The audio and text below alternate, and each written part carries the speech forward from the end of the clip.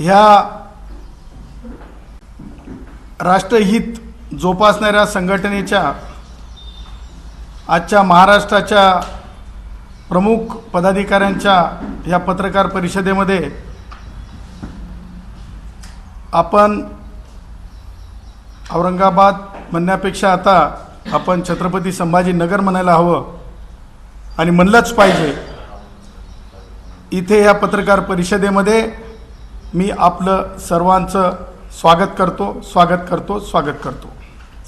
आजच्या या पत्रकार परिषदेला कष्टकरी जनसंघाच्या अध्यक्षा ॲडव्होकेट डॉक्टर जयश्री पाटील, त्याच समवेत कारगिल युद्धामध्ये ज्यांनी एक नाव या देशासाठी या आपल्या जीवाची कधी पर्वा न केली असे मेजर पाटील जे कष्टकरी जनसंघाचे पदाधिकारी आहेत, श्री कुलकर्णी साहेब जे एस.टी. महामंडळातील कष्टकरी जनसंघाचे सचिव आहेत, श्री बनकर हे सुद्धा एस.टी. महामंडळाचे कष्टकरी जनसंघाचे पदाधिकारी आहेत। आणि आणखीन एक नाव या पत्रकार परिषदेच्या निमित्तानं आपल्याला सांगणं फार गरजेचं आहे, ते म्हणजे आपणाला माहीत असेल म्हणजे या देशामध्ये ज्यांनी कष्टकऱ्यांसाठी एक नीव रचली आणि ते होते दत्तोपंजी ठेंगडी। त्यांचे नातू श्री ठेंगडी हे सुद्धा कष्टकरी जनसंघाचे सचिव आहेत आणि ते सुद्धा या पत्रकार परिषदेला उपस्थित आहेत। ठेंगडी साहेब, आपला नाथाजी ठेंगडी आपल्या ह्या पत्रकार परिषदेमध्ये, ही पत्रकार परिषद एका विशिष्ट विषयासाठी नसून ही पत्रकार परिषद ही काही महत्त्वाच्या गोष्टींवर चर्चा व्हावी, या देशामध्ये सरकारकडं त्याची दखल व्हावी आणि सामान्य माणसांमध्ये एक म्हणजे जिम्मेदारीची भावना निर्माण व्हावी, या उद्देशाने ह्या पत्रकार परिषदेला आज आम्ही आपणाला आमंत्रित केलेलं आहे। कष्टकरी जनसंघाचे इतर सदस्य प्रचारक सुद्धा उपस्थित आहेत।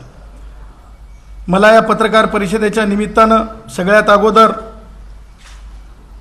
म्हणजे दोन गोष्टी या पत्रकार परिषदेच्या निमित्तानं नमूद करायच्यात आणि ते निषेध स्वरूपाचे आहेत। पहिली गोष्ट, या छत्रपती संभाजीनगरचे खासदार इम्तियाज जलील यांचा आम्ही निषेध करतो आणि इम्तियाज जलील किंवा त्यांच्या पक्षाचे प्रमुख असदुद्दीन ओवैसी हे लोकांचा ज्या प्रकारे हे रिॲक्ट होत आहेत मीडियामध्ये, यांच्याकडे PFI संबंधित अटक झालेल्या आरोपींचे कुटुंबीय त्यांच्याकडे येत आहेत, ह्या संबंध बाबी लक्षात घेता आमची भारत सरकारच्या दोन्ही महत्त्वाच्या एजन्सींना विनंती आहे की आत्तापर्यंत एवढ्या मोठ्या संख्येने असे निर्बंधित व्हाव्यात अशा संघटनेचे सदस्य सगळीकडं म्हणजे असं आपण ज्याला म्हणतो मुंग्यांच्या वेरुळामध्ये जसा मुंग्या असतात तसे जमा झालेत। हे जमा होताना स्थैर्य कुणी दिलं यांना आणि यांचे हे सिंपथायझर आहेत का? ह्या संबंध बाबीची चौकशी ही झाली पाहिजे आणि इम्तियाज जलील यांनी जे स्टेटमेंट केले त्यांच्या त्या स्टेटमेंटवर सुद्धा त्यांची व्यक्तिगत सुद्धा चौकशी झाली पाहिजे अशी आम्ही मागणी करतो। त्यासोबतच आमचं असं म्हणणं आहे, राष्ट्रवादी काँग्रेसचे वयोवृद्ध पुढारी शरद पवार यांनी आत्तापर्यंत PFIवर म्हणजे कोणतंही भाष्य केलेलं नाही आणि त्यामुळं आम्हाला असं म्हणायचं आहे की INLD जे आता नव्याने होऊ घातलेलं बाळ आहे राजकारणामध्ये, त्या INLD बाळ जे म्हणजे सत्ता मिळू या उद्देशानं म्हणजे जन्माला आणलेलं बाळ आहे, त्या बाळाला सुद्धा PFIचा पाठिंबा आहे का की नाही, की ते सुद्धा त्या एकूण प्रक्रियेचा भाग आहे, हे याची सुद्धा चौकशी होणं गरजेचं आहे। आम्ही म्हणजे त्या बाबीची सुद्धा चौकशीची मागणी करत आहोत। त्यासोबतच आम्ही ज्या प्रकारे सुप्रिया सुळे खासदार आहेत त्यांनी एक आमच्या स्लोगनची कॉपी केलेली आहे, कॉप्या कुणी काय करावं याला काही मर्यादा नाहीत सार्वजनिक आयुष्यामध्ये, जवाब दो म्हणून जी त्यांनी कॉपी केलेली आहे। आमचं म्हणणं आहे नुसतं कॉपी करून चालत नाही तर वस्तुस्थितीनिष्ठ जीवन जगलं पाहिजे। 124 कष्टकऱ्यांच्या मृत्यूवर तुम्ही भ्रह काढला नाही, परंतु जवाब दो मात्र कॉपी करून तुम्ही लोकांना काय सांगायचा प्रयत्न करीत आहात? रंग म्हणजे मंचकावरली वक्तव्य, कॉपी केलेली वक्तव्य ही कधी सुद्धा वस्तुनिष्ठ असू शकत नाहीत. म्हणून आम्ही त्यांना सुद्धा, त्यांच्या पक्षाला सुद्धा प्रश्न विचारत आहोत की तुम्ही ज्या वेळेस 124 कष्टकऱ्यांचं हित लक्षात घेऊ शकत नाही, तेव्हा या देशाचं हित म्हणून राष्ट्रवादी काँग्रेस पक्ष जे आहे PFIच्या बाबतीमध्ये त्यांनी त्यांची भूमिका जाहीर करावी. त्यासोबत आज ह्या पत्रकार परिषदेच्या निमित्तानं आम्हाला हे विचारायचं आहे, महत्त्वाचे व्यक्ती म्हणून ज्यांची नको असताना चर्चा केली जाते, मग आम्हाला तर कोणत्या दृष्टीनं महत्त्वाचे वाटत नाहीत, पण चर्चा केली जाते राष्ट्रवादी काँग्रेसचे वयोवृद्ध पुढारी शरद पवारांची.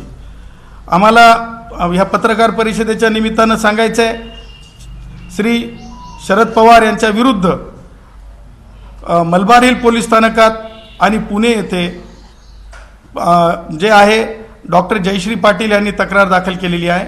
त्या तक्रारीचं स्वरूप हे लँड ग्रॅबिंगपासून ते त्यांच्यासोबतच्या काही लोकांनी केलेल्या कृत्य म्हणजे खुना संदर्भसुद्धा त्या तक्रारीमध्ये आहे.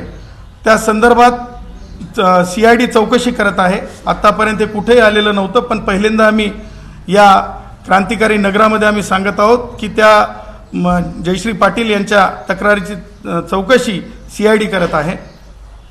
त्या उपर जाऊन आम्हाला असं म्हणायचं आहे की शरद पवार आत्तापर्यंत कोणत्याही गोष्टीला रिॲक्ट न होणारे, आपण जर मागच्या 4 दिवसात पाहिलं असेल तर ते अचानक रिॲक्ट झाले आणि एका प्रकरणामध्ये त्यांनी सांगितलं की त्यांची चौकशी करून घ्या.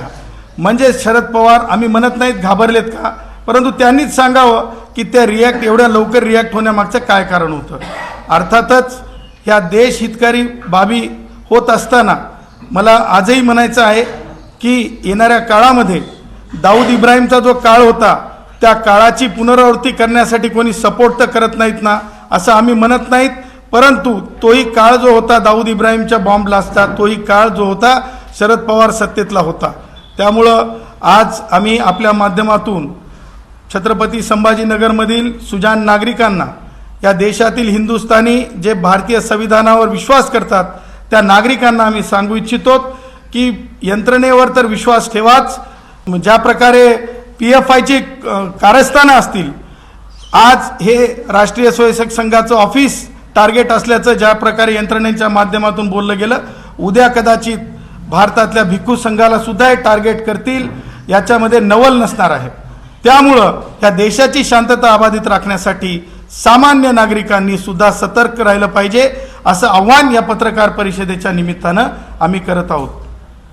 आज आम्ही मुंबई उच्च न्यायालयामध्ये एका केसच्या संदर्भानं आलो होतो. ती केस म्हणजे मुंबई उच्च न्यायालयामध्ये एक म्हणजे अखत्यारीत औरंगाबाद बेंचसाठी, हायकोर्ट जजेससाठी एक म्हणजे ज्याला म्हणतो आपण क्वार्टर्सची बांधणी आहे. त्या क्वार्टर्सच्या बांधणीचं जे टेंडर आहे एक 47 कोटी रुपयांचं, त्या 47 कोटी रुपयांच्या टेंडरमध्ये मागील सरकारच्या काळात स्नेहनगर औरंगाबाद येथे मागील सरकारच्या काळात एका आमदारांनी फोन करून अगोदर तर टेंडरच भरू नका असं हे केलं. त्यानंतर ते टेंडर डिस्क्वालिफाय होणाऱ्या व्यक्तीला मॅन्युपुलेट फोर्स डॉक्युमेंट म्हणजे न्यायाधीशांच्या म्हणजे याची निवासस्थानाची जे बांधणी आहे त्या बांधणीचं टेंडर फोर्स डॉक्युमेंट किंवा जे डॉक्युमेंट चुकीच्या पद्धतीने घेण्यात आलं, अस्तित्व नसलेल्या गोष्टीवर घेण्यात आलं, अशा प्रकारे ते डॉक्युमेंट घेऊन ते टेंडर एका कन्स्ट्रक्शन कंपनीला मिळालं. त्याच्या विरुद्ध आम्ही याचिका दाखल केली, परंतु त्या याचिकेमधल्या संदर्भात एका स्थानिक माननीय न्यायाधीशाचा सुद्धा संदर्भ आहे आणि त्या माननीय न्यायाधीशाचा संदर्भ असल्यामुळे आज त्या माननीय न्यायाधीशांनी ते प्रकरण स्वतःकडे ऐकण्यास नकार दिला. तशा प्रकारचा आदेश पारित झालेला आहे. हे दुसरा आज औरंगाबादमध्ये येण्याचा उद्देश आणि हेतू. तिसरा महत्त्वाचा भाग, कष्टकरी जनसंघ हे असं संघटन म्हणून आज आपणासमोर येत आहे, आलं आहे. नोंदणीकृत होतानाच तुम्हाला मला सांगायला आनंद वाटेल, 68,000 जे फॉर्म, जे की या देशामध्ये असं पहिलं संघटन आहे की एवढ्या मोठ्या प्रमाणामध्ये संघटित होऊन कष्टकरी एकत्र आलेत आणि हे आमच्या शब्दात नाही तर लेबर ऑफिसच्या संबंधित अधिकाऱ्यांच्या शब्दामध्ये आहे. आणि ह्या कष्टकरी जनसंघानं दिवाळीच्या म्हणजे हिंदूंचा सण दिवाळी माननीय उपमुख्यमंत्री देवेंद्रजी फडणवीस आणि माननीय मुख्यमंत्री यांच्या सरकारने स्पष्टच केलेलं आहे की दिवाळीवर कोणत्याही म्हणजे कोणत्याही हिंदू सणांवर हे राहणार नाहीत, म्हणजे काय म्हणतो त्याला आपण निर्बंध राहणार नाहीत किंवा कोणत्याही प्रकारची अडचणी राहणार नाहीत. अशा परिस्थितीमध्ये आम्ही म्हणत आहोत की जे काही आमची बाकी आहे कष्टकऱ्यांची, एस टी महामंडळातील कष्टकऱ्यांची, ती बाकी मग डीएच्या संदर्भातली आहे, मग ती बाकी आमच्या पगारवाढीच्या संदर्भातली आहे, ती बाकी करोनामध्ये काम केलेली आहे, ती बाकी नक्की सरकार विचार करेल. तशा प्रकारची अर्जबाजारी एमडींसोबत केलेली आहे आणि उपमुख्यमंत्री देवेंद्रजीच्या सरकारमध्ये आहेत, ते सरकार पूर्ण करेल. दिवाळीचा अंधार राहू देणार नाही अशी अपेक्षा आम्ही व्यक्त करतो. त्यासोबत एका गोष्टीला नमूद केल्याशिवाय या पत्रकार परिषदेला सामोरं जावं असं मला वाटणार नाही.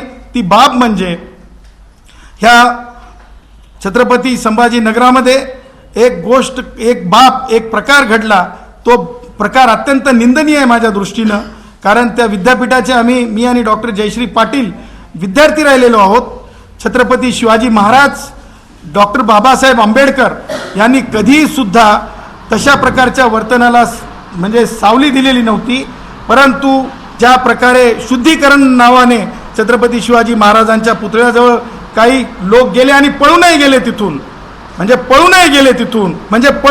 तिथून, अशा लोकांना, जे पळून गेलेले लोक आहेत त्यांना म्हणजे छत्रपती शिवाजी महाराजांच्या विचाराचा अपमान करणे, डॉक्टर बाबासाहेब आंबेडकरांच्या विचाराला विद्यापीठात जाऊन हरताळ फासणे, या बाबी गंभीर लक्षात घेता त्यांना अटक केली पाहिजे अशी मागणी सुद्धा आम्ही त्या पत्रकार परिषदेतून म्हणजे छत्रपती संभाजीनगरच्या पोलीस आयुक्तांकडे आम्ही करत आहोत. आपले प्रश्न असतील तर आपण विचारा. दोन गोष्टी की एक गोष्ट की ओबीसी आणि इम्तियाज जलील बद्दल तुमचं काय म्हणणं ते आम्हाला बरोबर कळालं नाही. दुसरं औरंगाबादच्या खंडपीठाच्या इमारतीबद्दल नेमकं तुम्हाला काय म्हणणं हे सुद्धा आम्हाला कळालं नाही. पत्रकारांना कळत असते, परंतु पत्रकारांना ब्रेकिंग जोपर्यंत होत नाही तोपर्यंत ते त्यांना उलगडा होत नाही.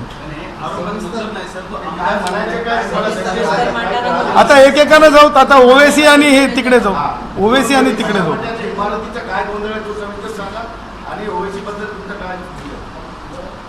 इम्तियाज जलील आणि ओवेसी हे दोन्ही सुद्धा लोकसेवक आहेत.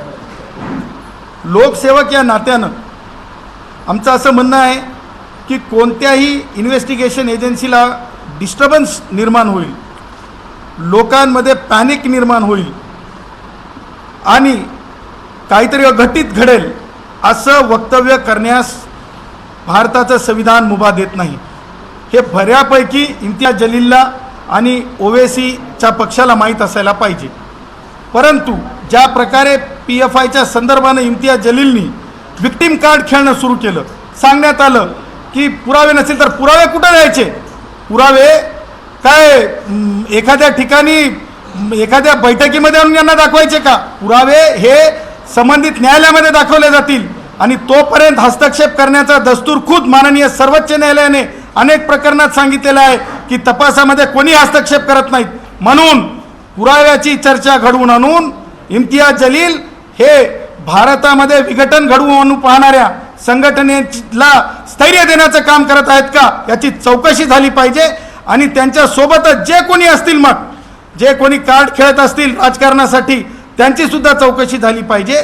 त्यासोबतच राष्ट्रवादी काँग्रेसचे वयोवृद्ध पुढारी शरद पवार यांनी INLD जे नव्याने जन्माला घातलेलं बाळ आहे राजकारणाखातर देश पातळीवरल्या, त्यांची काय भूमिका आहे या देशद्रोही संघटनेच्या बाबतीमध्ये, ते सुद्धा स्पष्ट झालं पाहिजे अशी आमची ती मागणी आहे.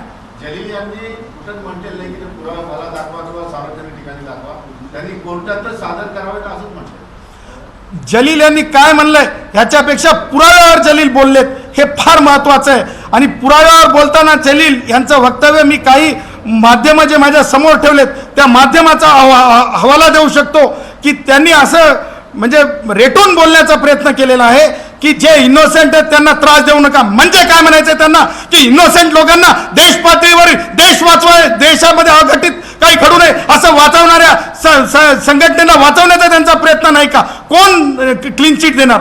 ते कोण आहेत क्लीन चिट सांगणारे? का कुटुंबातला मुलगा जर एखादा जर त्या देशद्रोही कृत्यामध्ये जात असेल तर त्या आईवडिलांना 100% खात्री आहे का की ते त्यांचा मुलगा त्या कृतीमध्ये नाही? त्यामुळं ही राग येण्याजोगी बाब आहे. त्यांनी यापुढं असे पैत्रे वापरणं थांबवावं आणि राजकारण गेलं चुलीत, परंतु देश नेशन कम फर्स्ट डॉक्टर आंबेडकरांच्या शब्दामध्ये आम्हाला म्हणायचं ह्यापुढे त्यांनी अशी गुस्ताखी करू नये आणि त्यांची चौकशी झालीच पाहिजे. राजकारण तुम्ही करताय असं जाणवत आहे, कारण इम्तियाज जलील यांनी कारवाईचं समर्थन केलेलं आहे, पण जर पुरावे नसतील तर निष्पापांना धरू गेल. कारण ह्याच्यापूर्वी तुमच्या समोर सुद्धा असे अनेक उदाहरणे सिद्ध झालेले आहेत की ज्या लोकांना अटक केली आणि कोर्टाने त्यांना निर्दोष सोडले. एक लक्षात घ्या की राजकारण चुलीत गेलं याचा अर्थ तुम्हाला बऱ्यापैकी समजला असेल. आणि इम्तियाज जलील हे कशाच्या आधारे म्हणत आहेत? कोण आहेत 1, 2, 3 त्यांनी सांगावं. हे 1, 2, 3 आहे की यांना नाहकमध्ये डांबलेलं आहे. तुमच्याकडे नाव आहेत का इम्तियाज जलीलनी जाहीर केलेले? नाही, नंतर सिद्ध म्हणजे इम्तियाज जलील म्हणतील म्हणून सिद्ध होतील का? नाही. इम्तियाज जलील हे भारतीय संविधानाचे मालक आहे, असू शकत नाहीत आणि न्याय व्यवस्थेवर किंवा एजन्सीला इन्फ्लुअन्स करण्यासाठी सुद्धा त्यांना पुढाकार घेण्याचा कोणताही अधिकार नाही. त्यामुळं आमचं म्हणणं असं आहे की इम्तियाज जलीलनी जे तुम्ही आता जे म्हणालात पार्टली आहे, लक्षात ठेवा, तो मी नव्हेच चा भाग आहे. एकीकडे म्हणायचं की ज्यांनी कृत्यामध्ये आहेत कोण नाही हे कधी सिद्ध होईल? एजन्सी सिद्ध करेल ना. आणि त्याच्यासोबत पॅरामीटर्स आहेत माननीय सर्वोच्च न्यायालयाचे की किती तास कोणाला कोठडीत घ्यायचं, किती तास काय चर्चा व्हावी, संबंधित अधिकारी किती तास त्याच्यावर काय तपास केला याची बाब न्यायालयाला सांगतील की इम्तियाज जलीलला येऊन सांगतील. असं होणार नाही. राजकारणाचा भाग नाही, देशाचा भाग आहे, नेशन कम फर्स्ट. आणि हिंदुस्थानमध्ये तशा प्रकारची त्यांना राजकारण करण्याची मुभा असणार नाही. वकील साहेब, कोर्टाने त्यांना निर्दोष मुक्त केले असं त्यांनी सांगितलं. कुणाला निर्दोष? आता मला सांगा, PFI वाल्यांना निर्दोष मुक्त केलंय का? PF नाही, जुन्या केस नाही.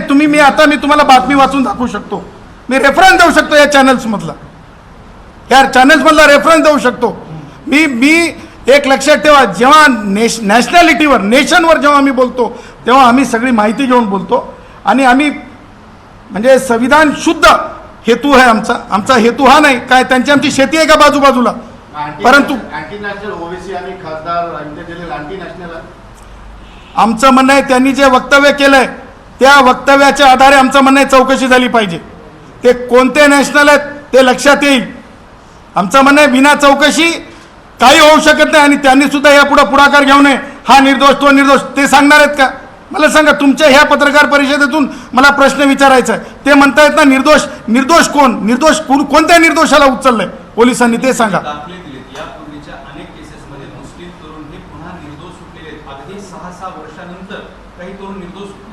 अहो, ज्युडिशरीचा पार्ट आहे, अपिलेट अथॉरिटीज आहेत. म्हणजे तुम्ही असं करायचं सगळे नाही, मला असं म्हणायचं आहे, हे जर 93चा बॉम्ब ब्लास्ट असेल किंवा देशामध्ये टार्गेट केलेल्या बाबी असतील, ह्या टार्गेट केलेल्या बाबीच तपासात आल्या नसत्या. कोण दोषी कोण निर्दोष चौकशीशिवाय कसं होईल? आणि कोणीतरी म्हणतं म्हणून चौकशीच थांबवायच्या का? हे मेकॅनिझमचा पार्ट आहे. मेकॅनिझममध्ये कोणी हस्तक्षेप करू नये असं माननीय सर्वोच्च न्यायालयाने अनेकदा म्हणलेलं आहे, अनेक केसेसमध्ये म्हणलेलं आहे. आम्ही तुम्हाला तेही दाखले देऊ शकतो. आम्ही तोडून मोडून बनत नाहीत. आमची मागणी स्वच्छ आणि स्पष्ट आहे की ही PFI ही जी संघटना आहे ही कोणामुळे स्थैर्य प्राप्त करू नये. कोणीतरी पॉलिटिकल त्याला गॉडफादर पाहिजे, तर त्यामुळं ती जी आहे चौकशी झाली पाहिजे असं आमचं म्हणणं आहे. सदावर्ते साहेब, बाहेरून पैसा आला किंवा अशा पद्धतीचे एजन्सीचे पुरावे होते, एजन्सी सेंट्रलचे झोपले होते तो पैसा येईपर्यंत याच्या खात्यात जाईपर्यंत त्या एजन्सीबद्दल तुम्ही काय नाही बोलत? फेल्युअर आहे भारताचा पैसा भारत देशातला भारतात एजन्सीतला काही कळालं नाही आणि आता छापा सुरू करून. मला एक सांगा, क्रिमिनल प्रोसिजर कोड आणि इंडियन पिनल कोड ह्या दोन्ही कोडमध्ये देश विघातक गोष्ट जर केलेली असेल तर ती ह्या क्षणाला सुद्धा त्याच्यावर कारवाई होऊ शकते आणि 10 वर्षाच्या नंतर सुद्धा कारवाई होऊ शकते, ज्यावेळेस एजन्सीला पुख्ता सबूत सबळ पुरावा प्राप्त होतो. नाहीतर मग हे असे लोक परत असे काहीतरी वल्गना करत असतात. त्यामुळं पुरावा घेऊन जर एजन्सीनं केला असेल तर मी एजन्सीचं पूर्ण अभिनंदन करतो आणि अभिनंदन करण्यास म्हणजे हिंदुस्थानी प्रत्येक नागरिक सुद्धा ह्या बाबीचं अभिनंदन करेल, कारण देशाची सुरक्षा ही प्राईम आहे. एजन्सी एजन्सीचं काम सुद्धा आहे की होणाऱ्या घटना टाळल्या पाहिजे किंवा होऊ घातलेल्या घटनांना अटकाव केला पाहिजे. एजन्सी ते करत आहे. त्याच्यामुळं या आपण जर पाहिलं असेल मागच्या काही वर्षांमध्ये मुंबईमध्ये कोणतंही अघटित कृत्य होऊ शकलेलं नाही. दाऊद इब्राहिमची चलती नाही. दाऊद इब्राहिमला फाशी कधी लागेल हे पाहायचं आहे आम्हाला. आणि त्यासोबत आम्हाला हेही पाहायचं आहे की ज्या काही अघटित गोष्टी घडत आहेत त्या लोकांना, मग आमचा अमरावतीतल्या एका युवकाचा खून असेल त्याच्यामध्ये सुद्धा लवकर कारवाई होईल, फाशी होईल, हे सुद्धा आम्ही वाट पाहतो. आणि त्याच्या पुढे जाऊन या पत्रकार परिषदेच्या माध्यमातून सांगतो की ज्या अशा लोकांना जे कोणी देश विघातक कृत्य करतात त्या लोकांना फाशी दिल्याच्या नंतर आता म्हणजे जेल मॅन्युअलप्रमाणे ती बॉडी त्यांच्या कुटुंबियांच्या ताब्यात देऊ नये, ज्याच्यामुळं परत एकदा ज्या प्रकारे म्हणजे याकूब मेमनची मजार करण्याचा प्रयत्न केला तशा मजारी होऊ नयेत. डॉक्टर बाबासाहेब आंबेडकरांच्या विचाराची म्हणजे चर्चा व्हावी. डॉक्टर बाबासाहेब आंबेडकरांचे आणि छत्रपती शिवाजी महाराजांचे, राजर्षी शाहू महाराजांचे विचार जे आहेत त्या विचारावर चर्चा व्हावी, ह्या मागणीचे आम्ही आहोत. तुम्ही आज हिंदुत्ववाद्यांचे प्रवक्ते वाटायला बाबासाहेबांचं शिवाजी महाराजांचं नाव घेताय, पूर्णपणे हिंदुत्ववादी म्हणजे जे RSS लोक जेवढं टोकाचं बोलत नाही तेवढं टोकाचं बोलायला नाही. मला माहीत आहे डॉक्टर बाबासाहेब आंबेडकर मराठवाडा विद्यापीठाच्या जर्नलिझम विभागातून पास झालेले पत्रकार अनेक कॉर्नर्स काढू शकतात, परंतु ते त्यांचं व्यक्तिगत मत आहे. आम्ही हिंदुस्थानी भारतीय संविधानावर विश्वास करणारे नागरिक आहोत आणि आम्ही आमच्या कर्तव्यावर आधारित लोकांना, आपण पाहिलं असेल सुरुवातीलाच आम्ही सांगितलं की लोकांनी आता स्वयं जिम्मेदार झालं पाहिजे. RSSच्या कार्याला टार्गेट म्हणून जास्त राग आला तुम्हाला? नाही, आम्ही तेही सांगितलं की उद्या हे पहा या जगामध्ये दोन संघ आहेत. एक आहे राष्ट्रीय, एक आहे सिद्धार्थ गौतम बुद्धांचा भिक्खू संघ आणि दुसरा आहे राष्ट्रीय स्वयंसेवक संघ. या दोनच संघाची जागतिक व्याप्ती आहे. या दोन जागतिक व्याप्तीपैकी आज जर राष्ट्रीय स्वयंसेवक संघ टार्गेट करण्यात आला तर मला नवल वाटणार नाही की ते लोक सिद्धार्थ गौतम बुद्धांच्या संघाला सुद्धा टार्गेट करतील. त्याच्यामुळे राग येण्याचा भाग नाही, कायदेशीर प्रक्रियेचा भाग आहे. तुम्ही आधीपासूनच तिकडे होतात का आता अचानक? मला असं वाटतंय की मी डॉक्टर बाबासाहेब आंबेडकर मराठवाडा विद्यापीठाचा विद्यार्थी आहे आणि त्यामुळं मला असं वाटतं की इकडचं तिकडचं होण्यापेक्षा मी संविधानाचा आहे. HT वर बोलायचं झालं तर तुम्ही आता सांगितलं की DA आणि काय नेमकं आहे आणि तुम्ही कधीपर्यंत सरकारला टंके की छोट पर आता सांगणार की कधीपर्यंत आम्हाला भेटणार? डंके की चोट पेच आम्ही मागच्या 4 दिवसाच्या आधीच MD MSRTC यांची भेट घेतलेली आहे आणि तुम्हाला सांगतो लवकरच तुम्हाला तशा प्रकारचे काही शासन निर्णय सुद्धा येतील अशी अपेक्षा आहे. 124 लोक आधी बाहेर आहेत. 124 नाही, आकडा चुकतोय. 108 लोक आधी बाहेर आहेत. त्यांच्या बाबतीत काय निर्णय आहेत आणि तुम्ही काय पाठपुरावा केला आहे आणि काय करणार आहे? हे कायदेशीर उत्तर आहे, देतो. त्याचं कारण असं आहे की जवळपास किती प्रकरणांमध्ये इंडस्ट्रियल कोर्टाने 30 प्रकरणामध्ये आपल्याला तुम्हाला सांगायला आनंद होईल 36 प्रकरणांमध्ये ऑलरेडी आता स्टे मिळालेला आहे. म्हणजे अर्धा पगार कष्टकऱ्यांना सुरू झालेला आहे. उर्वरित कंटेम्प्ट ऑफ कोर्ट आहे. कंटेम्प्ट ऑफ कोर्टमध्ये तुम्हाला माहिती आहे की ज्यांनी कंटेम्प्ट केलेलं असतंय म्हणजे तत्कालीन परिवहन मंत्री काय नाव होतं त्यांचं, अनिल परब, ते आपले रिसोर्टवाले ते, आणि जे काही संबंधित अधिकारी त्याच्यातले अर्धे अधिकारी राजीनामा देऊन पळून गेले. तुम्हाला सांगतो त्यांच्या विरुद्ध कंटेम्प्टच्या कारवाईची प्रक्रिया चालू केलेली आहे. लवकरच मान्य मुंबई उच्च न्यायालयामध्ये ते दाखल करण्यात येईल आणि डंके की चोट पे कष्टकरी कोणीसुद्धा रिकामा राहणार नाही याची दखल घेऊ. हस्तक्षेप केलेला आहे त्या प्रकरणामध्ये. कुणी किती कोटीचा साधारण घोटाळा आहे? न्यायाधीशांच्या खंडपीठाचं थोडं सविस्तर सांगा की ते कुणाचा आता तुम्हाला सांगतो की मुंबई उच्च न्यायालयाच्या औरंगाबाद खंडपीठाच्या जजेससाठी क्वार्टर्सची बांधकामाचा टेंडर निघण्याच्या प्रक्रियेचा भाग येतो. 47 कोटी रुपयाचं टेंडर आहे. 47 कोटी रुपयाच्या टेंडरमध्ये तत्कालीन सरकारपासूनच गडबडी सुरू झाल्या होत्या. कसं असतं की त्या याच्यामध्ये 2 पार्ट असतात. ज्युडिशरीतले लोक त्याच्यावर म्हणजे लक्ष ठेवून असतात फार तांत्रिकदृष्ट्या नाही, पण एक लक्ष असते, कारण ते ज्युडिशरीशी संबंधित असल्यामुळे. आणि दुसरं PWD काम करत असते. तर त्याच्यामध्ये म्हणजे लोकांचे टेंडर कॉल करण्याच्या अगोदरच एका स्थानिक आमदारांनी एका म्हणजे डेव्हलपरला, एका विकासकाला धमकी दिली. ती धमकी रेकॉर्ड झाली. रेकॉर्ड झाल्याच्या नंतर पुढं टेंडर ज्यावेळेस सबमिशन झाले, ते सबमिशन झाल्याच्या नंतर जे ॲग्रीड ज्याला धमकी दिली होती त्यांनी स्पष्टपणे पत्र लिहून दिलं की ज्यांना हे टेंडर देण्यासाठी म्हणजे घेतो ना, मुंबई उच्च न्यायालय सांगितलं. आमदारचं नावच पाहिजे का तुम्हाला? चला घ्या, आमदाराच्या नावाची तक्रार आहे, ती रजिस्ट्रार जनरल माननीय मुंबई उच्च न्यायालयाला दिलेली आहे. त्या तक्रारीचा मायना मला तुम्हाला सांगणं गरजेचं आहे की त्या सन्माननीय आमदारांचं नाव आहे मिस्टर संजय शिरसाट. मिस्टर संजय शिरसाट नाव आहे आणि त्या बिल्डिंगचं जे होऊ घातलेल्या बिल्डिंगचं नाव आहे construction of G+10 residential building for honourable high court जजेस ॲट स्नेहनगर औरंगाबाद. त्या बिल्डिंग धमकी व ते शब्दच वाचून दाखवतो ना. टेंडर भरने का नहीं, कुठे सांगितलं की टेंडर भरने का नहीं. आपको यहाँ औरंगाबाद में काम करना है. इस पे से लगता है कि ऑनरेबल जस्टिस का इंग्लिश ट्रान्सलेशन आहे वाचून दाखवा. टुडे पासून वाचा.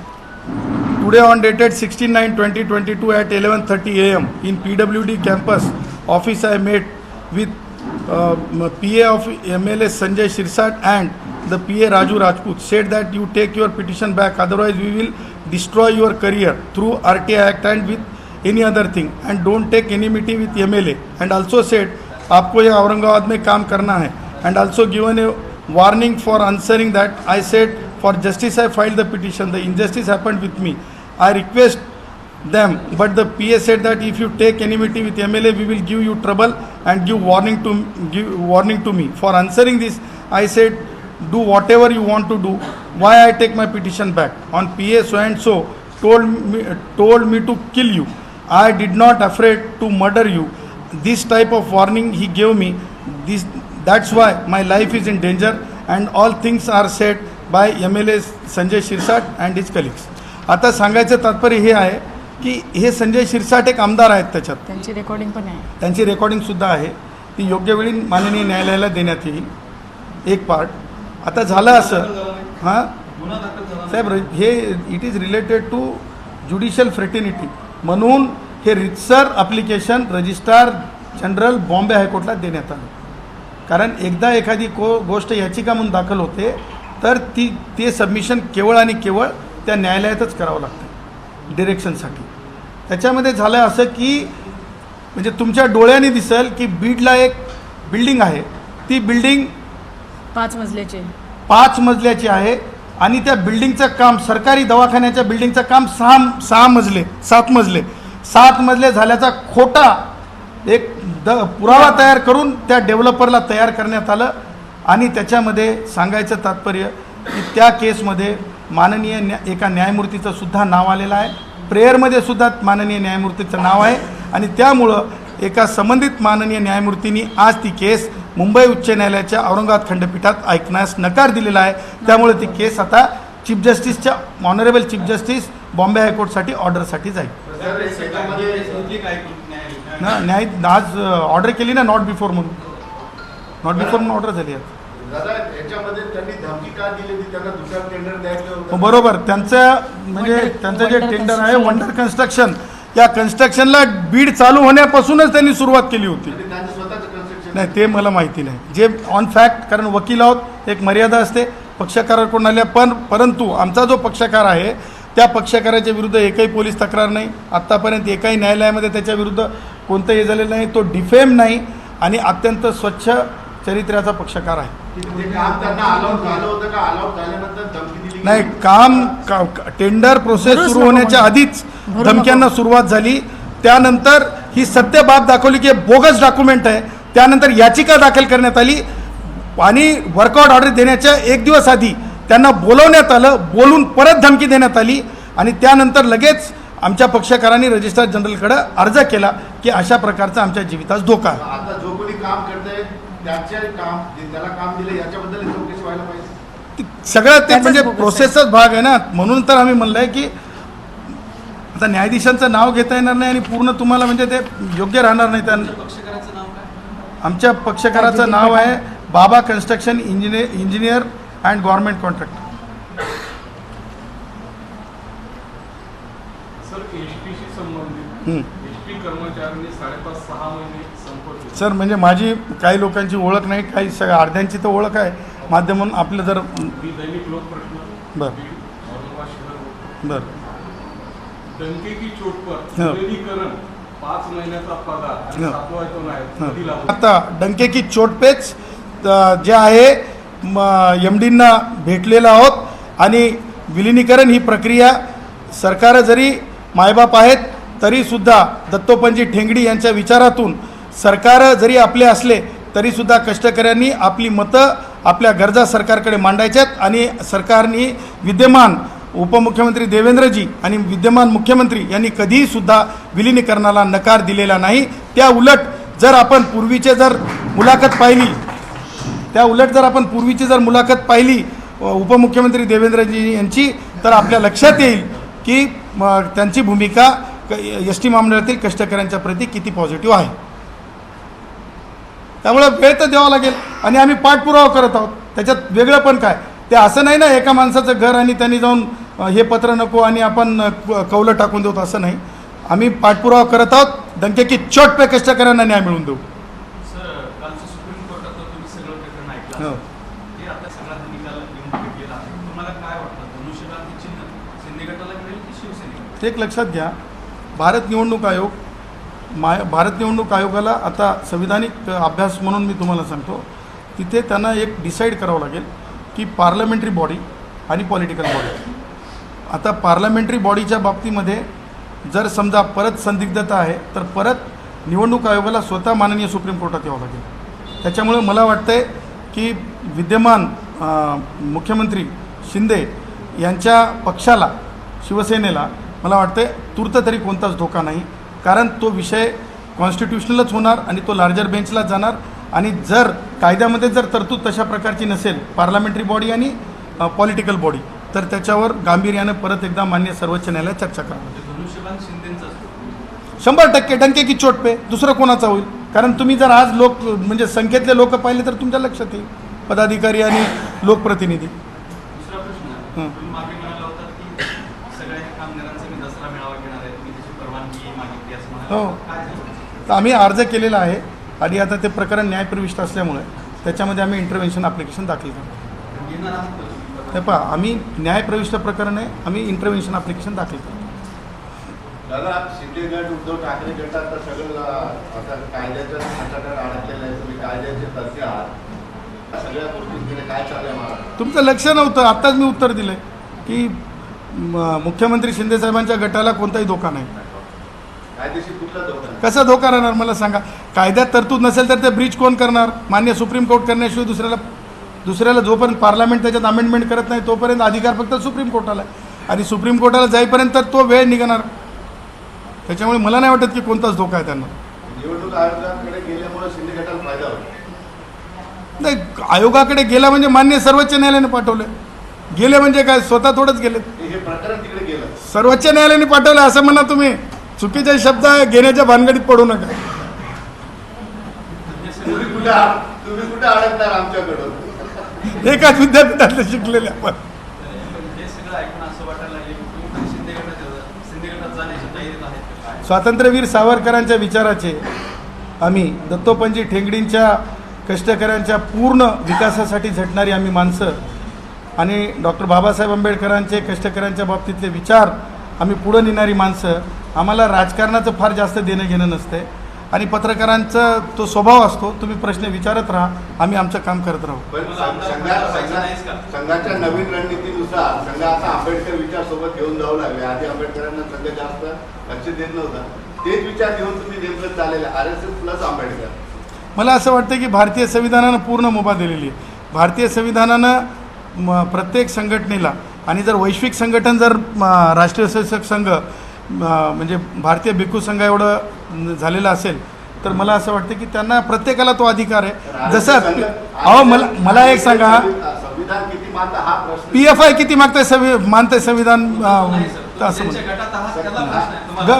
मी काय सांगितलं नाही सर, कशाला? आम्ही पण नाही, आम्हाला विचारायचं नाही. आहे. तुम्ही आता RSS शी जोडले गेलेले आहात, RSS संविधान मानतं का? मला एक सांगा, मी तुम्हाला कॅटेगरिकली सांगितलं की राष्ट्रीय स्वयंसेवक संघ हितकारी देशाच्यासाठी कार्य करत आहे.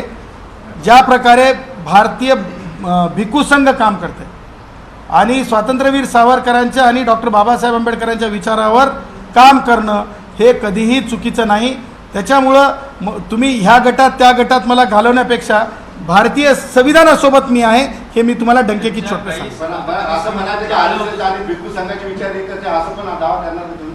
मला एक एवढं समजतंय की राष्ट्रीय स्वयंसेवक संघाने कधीसुद्धा तेढ निर्माण करणारं राजकारण केलं नाही. लोकांनी तेढ म्हणलं होतं. जयश्री पाटील आणि आम्ही दोघंसुद्धा राम जन्मभूमीच्या केसमध्ये होतो. तुम्हाला कदाचित ती बाब माहीत नसावी, पण माहिती असेल तुम्हाला की आम्ही त्या केसमध्ये होतो.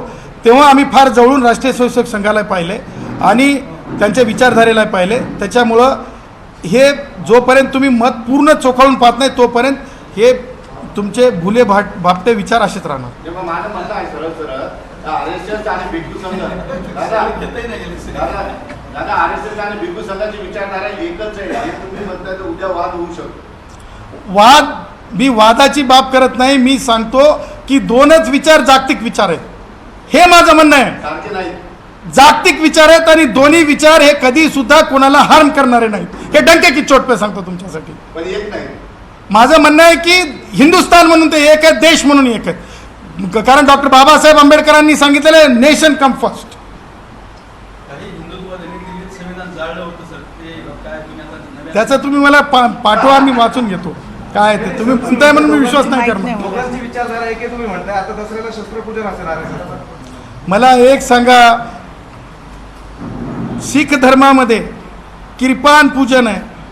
मला एक सांगा, मान्यवर भिक्षूंना त्या मॉनेस्ट्रीजमध्ये कराट्याचं प्रशिक्षण दिलं जातं. हे ट्रेडिशन आहेत. त्या ट्रेडिशनला तुम्ही म्हणजे ही जी कोणती संघटना आहे PFI सारखं मोजू नका. हे PFI सारख्या संघटना देशासाठी हितकारक नाहीत. त्याच्या म्हणजे विरोधी विचार पसरवण्यासाठी काम करावं असं आमचं मत आहे. Self protection. संघ दसऱ्याला शस्त्राची पूजा करताना भिक्खू संघ फक्त द्यायचा नाही तुमचं मग म्हणजे तुम्ही एकदा लेणीत जाऊन थोडंसं विशुद्धानंद बोधी महाथेरो महास्तवीर यांना विचारलं पाहिजे की प्रत्येक याच्यामध्ये मॉनिस्ट्रीमध्ये भिक्षूंना सेल्फ डिफेन्स आणि तायक्वंदो कराट्याचं प्रशिक्षण दिलं जातं. तुम्ही बघून घ्या.